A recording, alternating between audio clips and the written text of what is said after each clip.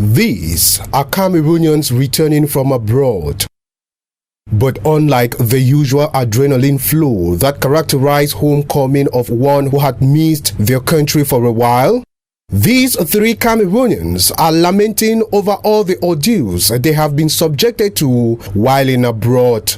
My legs were all killing. That I was dying. My body was dying. You go to bed 1 a.m. in the morning. That's the least time you can go to bed. At times you go to bed 2 a.m., 3 a.m. You get up 7, 8. If they want to pity you, you can get up 8 o'clock. And they don't feed you well. They don't give you food well. It's only by the grace of God that some of us are even coming out from that Kuwait. They give you funny dresses to wear. They eat before you eat. You eat from their left, from their remains. Having worked in Kuwait for over 6 months under all sorts of inhumane conditions, these girls, like others over there, ran away from their said slave masters and sought refuge in a quarantine camp where they prayed somebody somewhere can rescue them. The way they are treating our fellows girls there is unfair. For instance, when you're working in the house, you have little time. You don't even have time for yourself.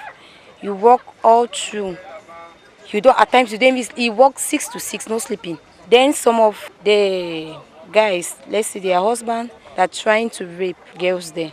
So our girls they are suffering. Please, we are begging, if they can try and stop the attitude of girls trafficking in Kuwait, it will be better for us, because there are still girls there that are suffering. They don't even have means. They don't have way to go to.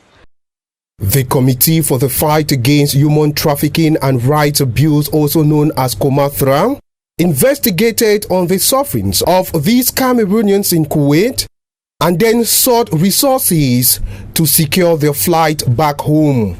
I had the return of my vice president in the person of Awa Francisca Ramsey, who is a returnee from Kuwait, and who came back with a horrible story. When she came, even her physical appearance was so frightful. So this, in fact, being a human rights activist, I felt really compelled to join hands with her in order to, fight this ill. And she, as one of those who went through what she went through, was ready to fight back and get some of our sisters who are still trapped there come back. And so we decided, therefore, to form this association that is today yielding fruits. At least 5 of our sisters who were held trapped in Kuwait coming back thanks to our efforts.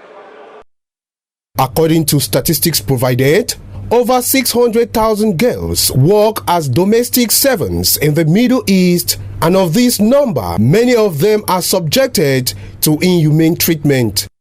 There is no girl coming from Kuwait with good health. We meet some of them coming back here with wounds on their body. Some are coming here with none of their dresses. What they face there is horrible. There is no good work. There is nothing. They don't even pay them. But they don't only take them like slavery, but they take like animals. Sex machine. They use them in any type of thing they want. They don't even sleep on bed. They sleep on the empty floor with with cats. Promised all sorts of sugar-coated jobs by the agents, these ladies say their arrival in Kuwait literally began their pain. My most difficult moment in Kuwait was when my master started abusing me and the ill treatment that I got when I was sick. I work in a house, a 3-story building. There I was the only mate in that house. That was my 3rd house because I stayed in 3 houses in Kuwait. That was my 3rd house and the most durable house because I stayed there for 2 whole months. The master doesn't allow me to sleep because the wife traveled. I was in hell. I massage him every day, sometimes 3 times daily. The way stairs are arranged, he said that he has hit his buttocks. From there, he started asking me to be massaging him. I did that for almost 2 weeks, 2 days before I ran away from the house. But while in the house, I was doing everything. Like these 3, there are many Cameroonians still languishing behind domestic slavery, hoping heaven save their poor selves. It is such a touching situation. The government, they say, have to look into this. There are many of them like them. There are many still in Kuwait. They say they are in the shelter. Others say they are lamenting in their master's house. This is just a tip of an iceberg. We have to do something. While working hard to secure the return of many other Cameroonians still in Kuwait, the association Complied hopes somebody somewhere join them to bring these girls home.